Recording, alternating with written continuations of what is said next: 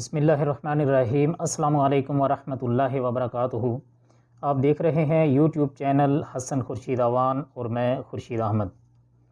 آئیے قرآن پڑھیں کے سلسلے میں آج ہم سورۃ النساء کی آیت نمبر 77 سے آیت نمبر 87 تک کا ترجمہ اور تفسیر پڑھیں گے۔ اعوذ باللہ من الشیطان الرجیم، بسم اللہ الرحمن الرحیم۔ رب اشرح لی صدری ویسر لی امری واحلل عقدۃ من لسانی یفقہوا قولی۔ رب زدنی علما رب زدنی علما رب زدنی علما۔ الم تر الی الذین قیل لهم کفوا ایدیکم واقیموا الصلاة وآتوا الزکاة فلما کتب علیہم القتال اذا فریق منہم یخشون الناس كخشية الله أو أشد خشية وقالوا ربنا لما كتبت علينا القتال لولا أخرتنا إلى أجل قريب قل متاع الدنيا قليل والآخرة خير لمن اتقى ولا تظلمون فتيلا۔ اس آیت مبارکہ کا ترجمہ ہے، کیا تم نے نہیں دیکھا جنہیں حکم کیا گیا تھا کہ اپنے ہاتھوں کو روکے رکھو اور نمازیں پڑھتے رہو اور زکوٰۃ ادا کرتے رہو، پھر جب انہیں جہاد کا حکم دیا گیا تو اسی وقت ان کی ایک جماعت لوگوں سے اس قدر ڈرنے لگی جیسے اللہ تعالیٰ کا ڈر ہو، بلکہ اس سے بھی زیادہ، اور کہنے لگے اے ہمارے رب، تو نے ہم پر جہاد کیوں فرض کر دیا، کیونکہ ہمیں تھوڑی سی زندگی اور نہ جینے دیا، یعنی کیوں نہ ہمیں تھوڑی سی زندگی اور جینے دیا۔ آپ کہہ دیجئے کہ دنیا کی سود مندی تو بہت ہی کم ہے، یعنی دنیا کا فائدہ جو ہے یہ تو بہت ہی کم ہے، اور پرہیزگاروں کے لیے تو آخرت ہی بہتر ہے، اور تم پر ایک داغے کے برابر بھی ستم روا نہ رکھا جائے گا۔ مطلب یہ ہے کہ کسی انسان پر اللہ سبحانہ تعالیٰ ظلم نہیں کرتے، حتیٰ کہ یہاں فرما دیا کہ ایک داغے کے برابر بھی کسی پر ظلم نہیں کیا جائے گا، بلکہ انسان کو وہی ملے گا جو اس کے خود اعمال ہیں۔ اس آیت مبارکہ کی مفسرین نے تفسیر کچھ یوں کی ہے، جسے میں یہاں پر مختصراً بیان کر رہا ہوں۔ مکہ میں مسلمان چونکہ تعداد اور وسائل کے اعتبار سے لڑنے کے قابل نہیں تھے، یہ ساتھ میں یہ بھی بتاتا چلوں کہ یہ تفسیر احسن البیان میں حضرت صلاح الدین یوسف رحمۃ اللہ علیہ کی ہے۔ مکہ میں جیسا کہ بتایا کہ مکہ میں مسلمان چونکہ تعداد اور وسائل کے اعتبار سے لڑنے کے قابل نہیں تھے، اس لیے مسلمانوں کی خواہش کے باوجود انہیں قتال سے روکے رکھا گیا، اور دو باتوں کی تاکید کی جاتی رہی۔ ایک یہ کہ کافروں کے ظالمانہ رویے کو صبر اور حوصلے سے برداشت کریں اور عفو درگزر سے کام لیں۔ دوسرے یہ کہ نماز، زکوٰۃ اور دیگر عبادات و تعلیمات پر عمل کا اہتمام کریں تاکہ اللہ تعالیٰ سے ربط اور تعلق مضبوط بنیادوں پر استوار ہو جائے۔ لیکن ہجرت کے بعد جب مدینہ میں مسلمانوں کی طاقت مجتمع ہو گئی، یعنی جمع ہو گئی، تو پھر انہیں قتال کی اجازت دے دی گئی، اور جب اجازت دے دی گئی تو بعد لوگوں نے کمزوری اور پست ہمتی کا اظہار کیا۔ اس پر آیت میں مکی دور کی ان کی آرزو یاد دلا کر کہا جا رہا ہے کہ اب یہ مسلمان حکم جہاد سن کر خوف زدہ کیوں ہو رہے ہیں، جبکہ یہ حکم جہاد خود ان کی اپنی خواہش کے مطابق ہی تو ہے۔ آیات قرآن میں تحریف آیت کا پہلا حصہ جس میں کف ایدی لڑائی سے ہاتھ روکے رکھنے کا حکم ہے، اس کا دوسرا ترجمہ یہ بھی کیا گیا ہے کہ اس حکم کو کچھ اور مدت کے لیے مؤخر کیوں نہ کر دیا گیا، یعنی اجل قریب سے مراد موت یا فرض جہاد کی مدت ہے۔ یہ تفسیر ابن کثیر رحمۃ اللہ علیہ کی ہے۔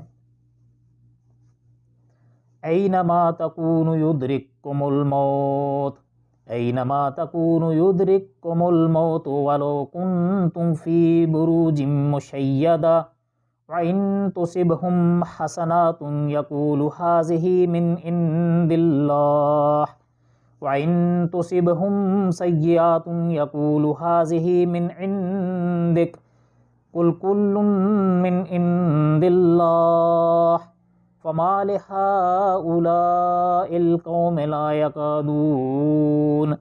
لَا يَكَادُونَ يَفْقَهُونَ حَدِيثًا۔ تم جہاں کہیں بھی ہو موت تمہیں آ کر پکڑے گی، گو تم مضبوط قلعوں میں ہی کیوں نہ ہو، اور اگر انہیں کوئی بلائی ملتی ہے تو کہتے ہیں کہ یہ اللہ تعالیٰ کی طرف سے ہے، اور اگر کوئی برائی پہنچتی ہے تو کہہ اٹھتے ہیں کہ یہ تیری طرف سے ہے۔ انہیں کہہ دو کہ یہ سب کچھ اللہ تعالیٰ ہی کی طرف سے ہے، انہیں کیا ہو گیا ہے کہ کوئی بات سمجھنے کے بھی قریب نہیں۔ اس آیت مبارکہ کی تفسیر کچھ یوں ہے، ایسے کمزور مسلمانوں کو سمجھانے کے لیے کہا جا رہا ہے کہ ایک تو یہ دنیا فانی ہے اور اس کا فائدہ عارضی ہے جس کے لیے تم کچھ مہلت طلب کر رہے ہو، اس کے مقابلے میں آخرت بہت بہتر اور پائیدار ہے جس کے اطاعت الہی کے صلے میں تم سزاوار رہو گے۔ دوسرے، یہ جہاد کرو یا نہ کرو، موت تو تم کو آنی ہی آنی ہے، یعنی جو وقت موت کا تمہارے اوپر مقرر ہے وہ چاہے تم میدان جہاد میں ہو یا گھر میں بیٹھے ہو یا کہیں بھی کسی بھی مضبوط چاہے لوہے کے قلعوں کے اندر ہی کیوں نہ برجوں کے اندر ہی کیوں نہ چلے جاؤ، پھر بھی موت نے تو اپنے وقت پر آنا ہی آنا ہے، وہ تو آ کر ہی رہے گی، اور یہ آپ کہیں بھی چھپ کر اس موت سے بچ نہیں سکتے۔ پھر کیا وجہ ہے کہ جہاد سے گریز کیا کرتے ہو، اس کا کیا فائدہ ہے؟ مضبوط برجوں سے مراد مضبوط اور بلند و بالا فصیلوں والے قلعے ہوتے ہیں، عربی میں قلعے کو برج کہا جاتا ہے۔ یہاں سے پھر منافقین کی باتوں کا ذکر ہو رہا ہے۔ سابقہ امت کے منکرین کی طرح انہوں نے بھی کہا کہ بلائی، خوشحالی، غلے کی پیداوار، مال و اولاد کی فراوانی وغیرہ اللہ کی طرف سے ہے، اور برائی، قحط سالی، مال و دولت میں کمی وغیرہ اے محمد صلی اللہ علیہ وآلہ وسلم تیری طرف سے ہے، یعنی تیرے دین اختیار کرنے کے نتیجے میں آئی ہے۔ جس طرح حضرت موسیٰ علیہ السلام اور قوم فرعون کے بارے میں اللہ تعالیٰ نے فرمایا جب انہیں بلائی پہنچتی ہے تو کہتے ہیں یہ ہمارے لیے ہے، یعنی ہم اس کے مستحق ہیں، اور جب کوئی برائی پہنچتی ہے تو حضرت موسیٰ علیہ السلام اور ان کے پیروکاروں سے بدشگونی پکڑتے ہیں، یعنی نعوذ باللہ ان کے نحوست کا نتیجہ بتلاتے ہیں۔ بلائی اور برائی دونوں اللہ کی طرف سے ہی ہے، لیکن یہ لوگ قلت فہم و علم اور کثرت جہل اور ظلم کی وجہ سے اس بات کو سمجھ نہیں پاتے۔ ما اصابک من حسنات فمن اللہ وما اصابک من سیئات فمن نفسک وارسلنک للناس رسولا وکفی باللہ شہیدا۔ تجھے جو بلائی ملتی ہے وہ اللہ تعالیٰ کی طرف سے ہے، اور جو برائی پہنچتی ہے وہ تیرے اپنے نفس کی طرف سے ہے۔ ہم نے تجھے تمام لوگوں کو پیغام پہنچانے والا بنا کر بھیجا ہے، اور اللہ تعالیٰ گواہ کافی ہے۔ یعنی اس کے فضل و کرم سے ہے، یعنی کسی نیکی یا اطاعت کا صلہ نہیں ہے، کیونکہ نیکی کی توفیق بھی دینے والا تو اللہ تعالیٰ ہی ہے۔ علاوہ ازیں اس کی نعمتیں اتنی بے پایہ ہیں کہ ایک انسان کی عبادت اطاعت اس کے مقابلے میں کوئی حیثیت نہیں رکھتی۔ اس لیے ایک حدیث میں نبی صلی اللہ علیہ وآلہ وسلم نے فرمایا جنت میں جو بھی جائے گا محض اللہ کی رحمت سے ہی جائے گا، اپنے عمل کی وجہ سے نہیں جا پائے گا۔ صحابہ اکرام رضوان اللہ علیہم اجمعین نے عرض کیا یا رسول اللہ، آپ صلی اللہ علیہ وسلم بھی اللہ کی رحمت کے بغیر جنت میں نہیں جائیں گے؟ آپ صلی اللہ علیہ وسلم نے فرمایا کہ ہاں، جب تک اللہ مجھے بھی اپنے دامان رحمت میں نہیں ڈانک لے گا جنت میں نہیں جاؤں گا۔ یہ حدیث صحیح بخاری کی ہے۔ یہ برائی بھی اگرچہ اللہ کی مشیت سے ہی آتی ہے، جیسا کہ کل من عند اللہ سے واضح ہے، لیکن یہ برائی کسی گناہ کی عقبیت یا اس کا صلہ ہوتی ہے، اس لیے فرمایا یہ تمہارے نفس سے ہے، یعنی تمہاری غلطیوں کو، کوتاہیوں اور گناہوں کا نتیجہ ہے۔ جس طرح فرمایا تمہیں جو مصیبت پہنچتی ہے وہ تمہارے اپنے عملوں کا نتیجہ ہے، اور بہت سے گناہ تو معاف ہی فرما دیتا ہے۔ من یطع الرسول فقد اطاع اللہ ومن تول فما ارسلناک علیہم حفیظا۔ اس رسول صلی اللہ علیہ وآلہ وسلم کی جو اطاعت کرے اسی نے اللہ تعالیٰ کی فرما برداری کی، اور جو منہ پھیر لے تو ہم نے آپ کو کچھ ان پر نگہبان بنا کر نہیں بھیجا۔ وَيَقُولُونَ طَاعَةٌ فَإِذَا بَرَزُوا مِنْ عِنْدِكَ بَيَّتَ طَائِفَةٌ مِّنْهُمْ غَيْرَ الَّذِي تَقُولُ وَاللَّهُ يَكْتُبُ مَا يُبَيِّتُونَ فَأَعْرِضْ عَنْهُمْ وَتَوَكَّلْ عَلَى اللَّهِ وَكَفَى بِاللَّهِ وَكِيلًا۔ یہ کہتے ہیں کہ اطاعت ہے، پھر جب آپ کے پاس سے اٹھ کر باہر نکلتے ہیں تو ان میں سے ایک جماعت جو بات آپ نے یا اس نے کہی ہے اس کے خلاف راتوں کو مشورہ کرتی ہے۔ ان کی راتوں کی بات چیت اللہ لکھ لیتا ہے، یعنی اللہ سبحانہ تعالیٰ لکھ رہے ہیں، تو آپ ان سے منہ پھیر لیں اور اللہ پر بھروسہ رکھیں، اللہ تعالیٰ کافی کارساز ہے۔ کون سی جماعت مشورہ کرتی ہے؟ اس بارے میں یہ منافقین آپ صلی اللہ علیہ وسلم کی مجلس میں جو باتیں ظاہر کرتے، یہ منافقین کے بارے میں بات اتری ہے وہی جا کر گھر میں مشورے کرتے تھے، راتوں کو ان کے برعکس باتیں کرتے اور سازشوں کے جال بنتے رہتے۔ آپ صلی اللہ علیہ وسلم نے ان سے اعراض فرمایا کہ آپ ان سے اعراض کریں اور اللہ پر توکل کریں، یعنی اللہ سبحانہ تعالیٰ نے نبی صلی اللہ علیہ وسلم سے فرمایا کہ آپ ان سے درگزر کریں اور آپ اللہ پر توکل رکھیں۔ ان کی باتیں اور سازشیں آپ صلی اللہ علیہ وسلم کو کوئی نقصان نہیں پہنچا سکیں گی، کیونکہ آپ کا ولی یعنی آپ کا دوست اور کارساز تو اللہ ہے، اور یقیناً جو اللہ کا جس کا اللہ ولی اور دوست ہو اسے کون نقصان پہنچا سکتا ہے۔ افلا یتدبرون القرآن ولو کان من عند غیر اللہ لوجدوا فیہ اختلافا کثیرا، کیا یہ لوگ قرآن میں غور نہیں کرتے؟ اگر یہ اللہ تعالیٰ کے سوا کسی اور کی طرف سے ہوتا تو یقیناً اس میں بھی کچھ اختلاف پاتے۔ یہاں پر قرآن کریم سے رہنمائی حاصل کرنے کے لیے اس میں غور و تدبر کی تاکید کی جا رہی ہے، اور اس کے صداقت جانچنے کے لیے ایک معیار بھی بتلایا گیا ہے کہ یہ کسی انسان کا بنایا ہوا کلام تو ہے نہیں جیسا کہ کفار کا خیال ہے۔ اس کے مضامین اور بیان کردہ واقعات میں تعارض و تناقض ہوتا ہے، کیونکہ ایک تو یہ کوئی چھوٹی سی کتاب نہیں ہے، ایک ضخیم اور مفصل کتاب ہے جس کا ہر حصہ اعجاز و بلاغت میں ممتاز ہے۔ حالانکہ انسان کی بنائی ہوئی بڑی تصنیف میں زبان کا معیار اور اس کی فصاحت اور بلاغت قائم ہی نہیں رہتی۔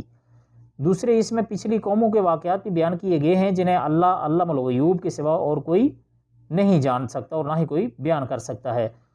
تیسرے ان حکایات و قصص میں یعنی ان حکایات و قصص جو حکایتیں اور قصے جو بیان کیے گئے ہیں نہ ہی باہمی تعارض و تضاد ہے، اور نہ ان کا چھوٹے سے چھوٹا کوئی جزیہ قرآن کسی کی اصل سے ٹکراتا ہے۔ حالانکہ ایک انسان گزشتہ واقعات بیان کرے تو تسلسل کی کڑیاں ٹوٹ جاتی ہیں اور ان کی تفصیلات میں تعارض اور تضاد واقع ہوتا رہتا ہے۔